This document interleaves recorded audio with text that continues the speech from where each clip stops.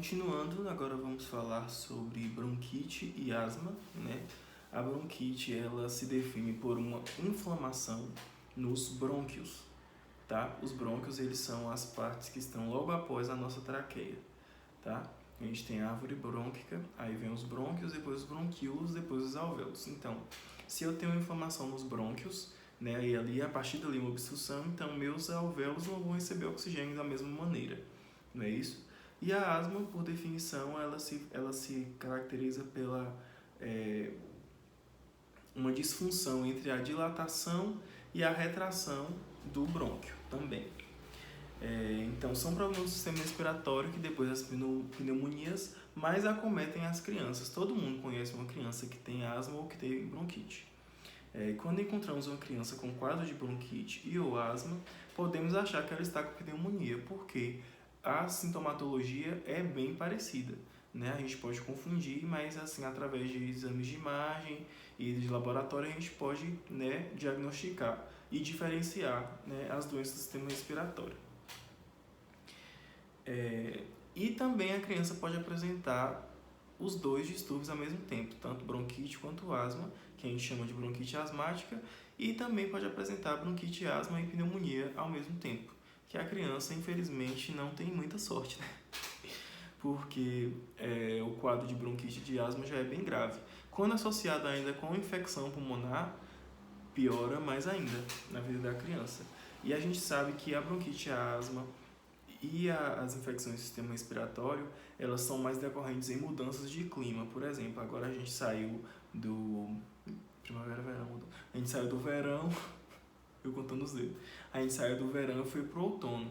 E aí agora começou, né, o clima esfriar, o tempo esfriar, né, as neblinas, né, a mudança de temperatura, aí começa a aumentar a umidade nas residências, aí começa a aumentar o mofo, e aí toda essa cadeia de acontecimentos pode aumentar o índice de doenças do sistema respiratório, principalmente bronquite, asma e pneumonia. A asma e a bronquite, elas se caracterizam clinicamente pela presença do broncoespasmo, que foi o que eu falei. O broncoespasmo, ele é uma disfunção que vai fazer o bronco, que ele é um redondinho, né? Fazer espasmo, ele vai contrair e dilatar, contrair e dilatar. Isso vai fazer, né, alterações na passagem do ar pelo sistema respiratório.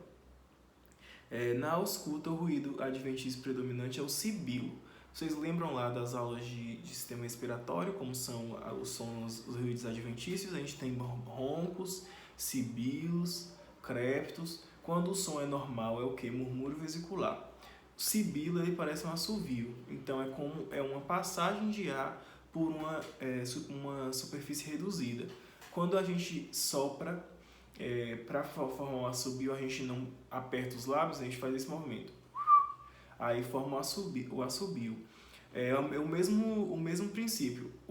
A gente está vindo do ar de um lugar aberto e passando por uma cavidade estreita. Quando ele passa por essa cavidade estreita, vai ter o barulho de assobio, que é os sibilos, tá? A criança poderá apresentar um quadro importante de sofrimento respiratório em vigência de uma crise de bronquite ou asma. Dependendo do nível do broncoespasmo, né, quanto mais espasmo esse brônquio fizer, maior vai ser a dificuldade respiratória da criança. Então vamos lá, a gente tem o brônquio, os bronquíolos, os alvéolos. Se o brônquio vai estar obstruindo, então os alvéolos os bronquíolos e os alvéolos não vão receber o oxigênio, o fluxo vai estar obstruído cá em cima. Então isso vai provocar o quê? Um sofrimento respiratório muito grande mesmo nas crianças. A fisiopatologia da asma, ela é, como eu falei para vocês, o desequilíbrio entre a broncodilatação e a broncoconstrição. Toda vez que a gente fala dilatação, a gente está falando em aumento, tá? Dilatação da pupila, a pupila ficou grande. Então, se eu estou falando broncodilatação, quer dizer que o brônquio, ele aumentou o espaço dele. Ele era assim, ele fez isso. Ele dilatou, é uma broncodilatação. Já a constrição, toda vez que eu falo constrição, é diminuição do tamanho, diminuição do espaço naquele local, por exemplo. Constrição das veias. as veias elas vão diminuir o tamanho. Ela era assim, eu faço assim. Então, se eu estou falando que o brônquio, a constrição do brônquio, né, broncoconstrição, o brônquio que era assim, ele fez isso. Diminuiu o espaço. Esse espaço que a gente chama de órgãos ocos, a gente chama de luz ou lúmen. Então, o lúmen na broncodilatação, o lúmen do brônquio, ele aumenta. Na broncoconstrição, o lúmen do brônquio diminui, né? A luz do brônquio dilata e diminui. E vai haver a liberação dos mediadores de inflamação, que são as células da resposta inflamatória. A gente tem os macrófagos, os linfócitos, os leucócitos, os eosinófilos. Todas essas células de defesa elas vão ser recrutadas para o local da injúria, né, dessa broncodilatação e da broncoconstrição, para que ocorra uma tentativa de cura. Mas como não é um patógeno, não é uma bactéria, não é um vírus, vai ali produzir um muco, mas não é para motivo de defesa, porque o corpo ele vai achar que essa broncodilatação e broncoconstrição ela é por um patógeno, por uma bactéria, por um vírus, mas ela não é, ela é pela desordem mesmo dessa desequilíbrio da broncodilatação com a broncoconstrição.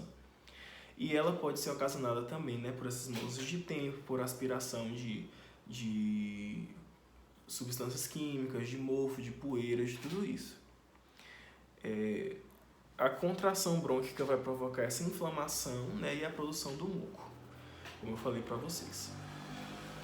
E aí, na asma, a gente vai ter claramente a falta de ar, né, a dispneia, né, que a gente chama popularmente de falta de ar.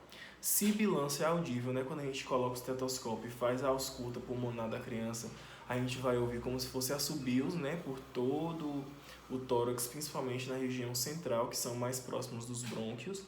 Cianose, né, porque se está tendo uma obstrução, não está havendo a troca gasosa, aí vai ocorrer a cianose, principalmente em pontas de dedos, nariz, orelha, tá? Quando essa cianose ela fica mais grave, ela pode ser cianose central. A gente vê aqui o tórax e o abdômen da criança também arroxeados ou azulados.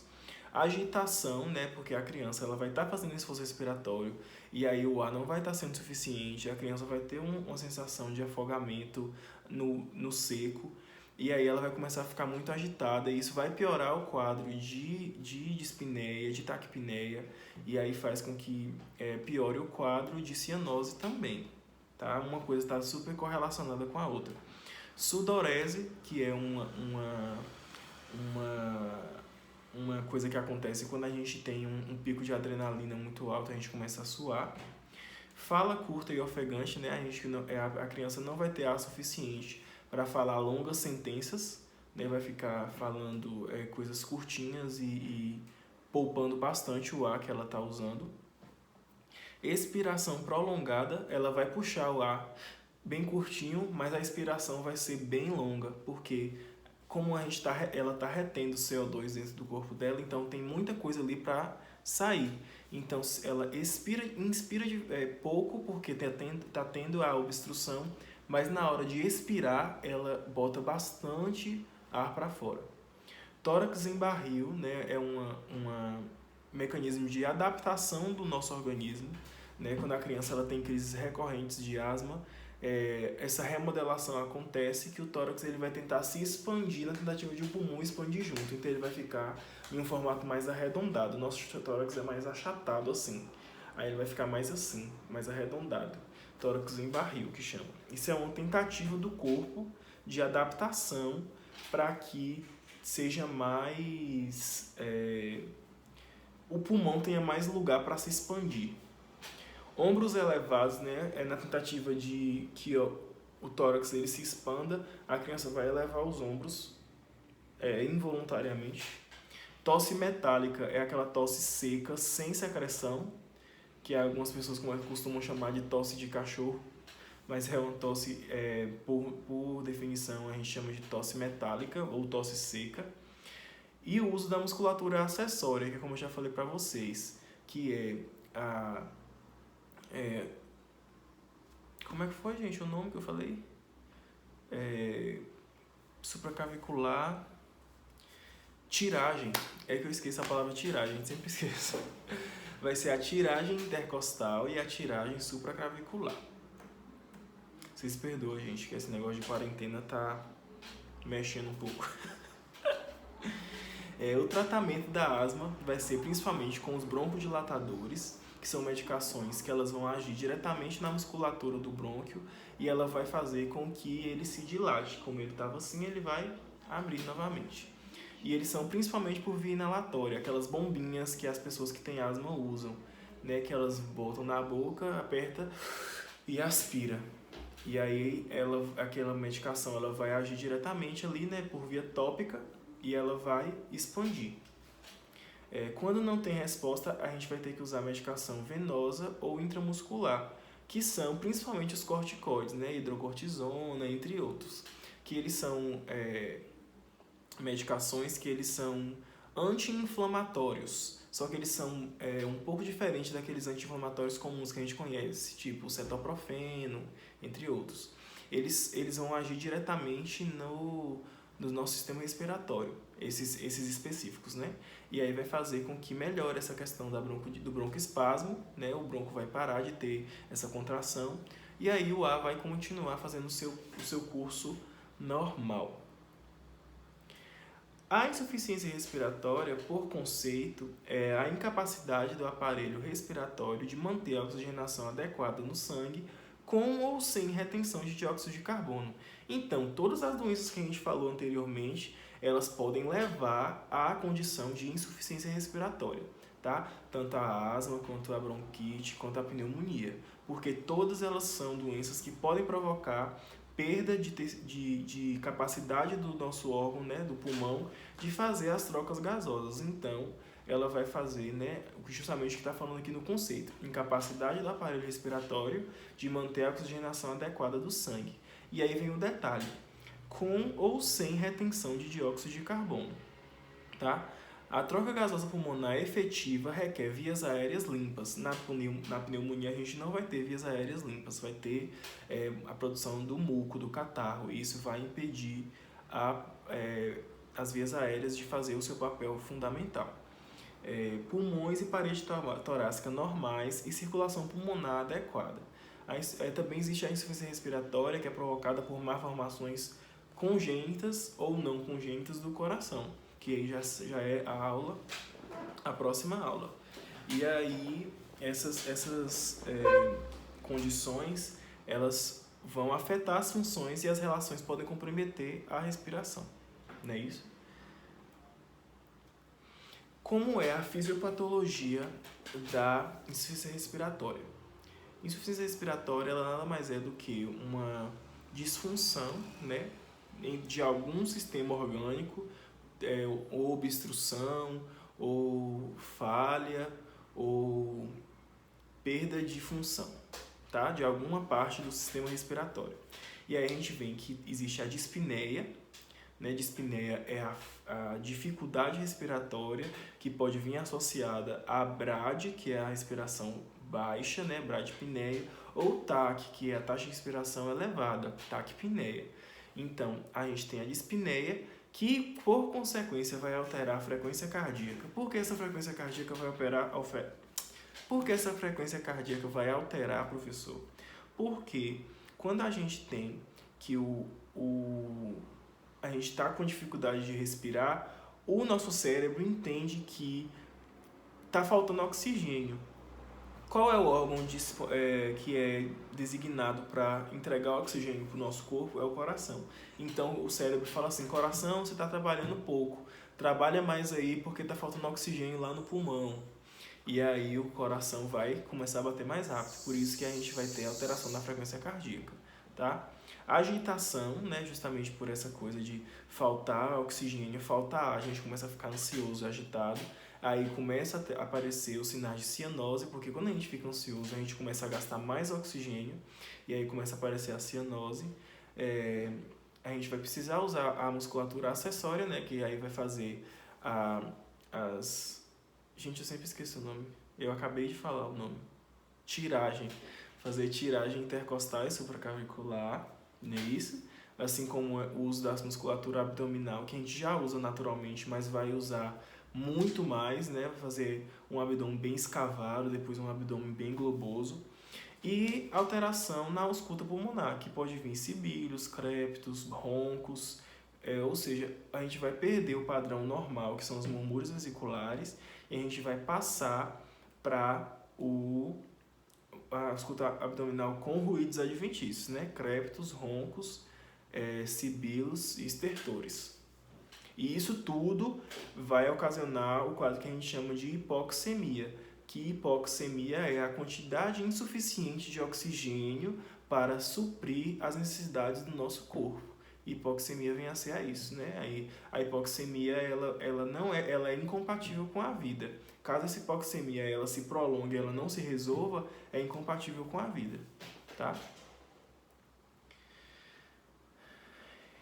E além disso, da hipoxemia, a gente tem um quadro chamado hipercapnia. A hipercapnia é quando existe um aumento dos níveis de gás carbônico na corrente sanguínea. Se a gente falou que as trocas gasosas elas não estão sendo efetivas, não estão sendo feitas da maneira que deveriam, então o gás carbônico ele está ficando no nosso corpo. O gás carbônico passa no alvéolo, mas o alvéolo está fechado, ou está obstruído, ou tem uma obstrução lá em cima que o ar não chegou. Aí o sangue vai passar, não vai sair o CO2 para entrar o oxigênio, ele vai continuar cheio de CO2 e ele vai embora.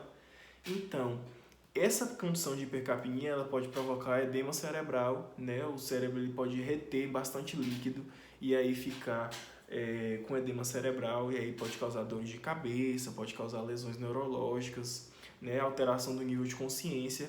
Alteração do nível de consciência vem a ser desmaio, sonolência, perda de capacidade de falar, perda de força, tá? Isso tudo. Alteração da frequência cardíaca também, porque o corpo vai falar assim, tá faltando oxigênio, então o coração tem que trabalhar mais. Letargia, né? Aquela indisposição, a criança ela não vai conseguir nem comer direito, porque para fazer o esforço, por exemplo, se for uma criança que está em aleitamento, para fazer o esforço da pega, né, para mamar, a criança ela precisa de fazer força, ela precisa fazer esforço, então ela não vai conseguir fazer isso. Vai ter rubor, né, a pele vai ficar bem vermelha, porque o pouco oxigênio que tem ele vai mais para a periferia, porque é mais fácil de ser reconduzido para órgãos vitais. E vai fazer bradipneia, que né, a longo prazo vai fazer bradipneia, que é a respiração fraca, na tentativa de poupar a energia do corpo. Porque a respiração também ela gasta bastante energia. Quais são os principais sinais relacionados à insuficiência respiratória? A gente tem a agitação, a taquipneia e a taquicardia. Os sinais iniciais relacionados a esses sinais principais vão ser as alterações de humor, e que a gente vai de euforia à depressão, porque quando a gente tem uma alteração de gás carbônico, isso provoca desordem cerebral. E essa desordem cerebral ela vai provocar desde euforia até um estado de tristeza profunda. E isso é verdade, isso é comum, né, em casos de insuficiência respiratória, principalmente em crianças. Dor de cabeça, mudanças do padrão respiratório, dispneias, pequenos esforços, por exemplo, a criança vai mamar, como eu já falei, e aí ela começa a ficar cansada. Anorexia, que não é a doença, né, é a falta de apetite, na verdade não é nem falta de apetite, é quando vai comer e não consegue. Batimento de asas do nariz, gemido expiratório e retrações da parede do tórax, que é tiragem, que eu não esqueci agora, intercostal e supraclavicular. E a gente também tem os sinais de hipóxia, que são hipotensão ou hipertensão, diminuição da visão, sonolência, torpor. O que é torpor? É um quadro de alteração do nível de consciência, que a criança fica como se fosse desmaiada, mas ela tem pequenos reflexos. Coma, né, que já é a perda quase que total do nível de consciência, dispneia, respiração deprimida, bradicardia, cianose periférica ou central. Cianose central, como eu falei para vocês, é o tórax e o abdômen pode ficar também arroxeados e isso pode se estender para todo o corpo. E o tratamento da insuficiência respiratória, a gente tem que tratar a doença de base. Se for pneumonia, tratar a pneumonia. Se for asma, tratar asma. Se for bronquite, tratar bronquite. É importante a implementação da oxigenoterapia, né? Porque o oxigênio que tem no ar que a gente respira para essa criança que tem insuficiência respiratória, ele vai ser ineficiente, vai ser insuficiente. Então a gente precisa implementar a oxigenoterapia, né? Começando com catéter nasal, depois vai para máscara de Venturi, depois pode evoluir para uma máscara não renalante ou uma intubação orotraqueal, não é isso? E possivelmente, né, iniciar uma ventilação mecânica para essa criança, caso, né, o tratamento da doença de base seja demorado ou não seja tão rápido assim. A assistência de enfermagem, né, vai ali na oxigenoterapia. A gente não prescreve a oxigenoterapia, mas a gente pode, por exemplo, sugerir para o médico, falar assim, olha, aquele paciente está fazendo uma frequência respiratória muito alta e a saturação dele está caindo. A gente pode ligar um oxigênio, o médico vai colocar na prescrição e a gente vai ligar. Tá? Monitorização, a gente vai ter que olhar sempre a frequência cardíaca, a frequência respiratória, se está tendo alterações de pressão e alterações de frequência de incursão do ar mesmo, frequência respiratória. Acesso venoso, a criança não pode ficar sem acesso venoso, porque como a gente já falou, né, existe quadros que só a via inalatória não vai ser suficiente, então vai ter que fazer uma medicação via venosa. Então a criança com insuficiência respiratória nunca pode ficar sem acesso venoso, tá?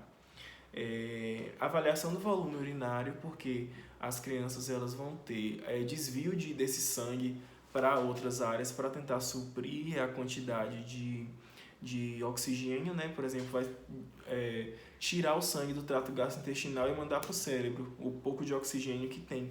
E aí, por exemplo, os rins eles vão ficar trancados. E isso pode provocar o quê? Insuficiência renal, que vai provocar uremia, que vai provocar aumento da ureia e creatinina, que vai provocar mais problema para aquela criança.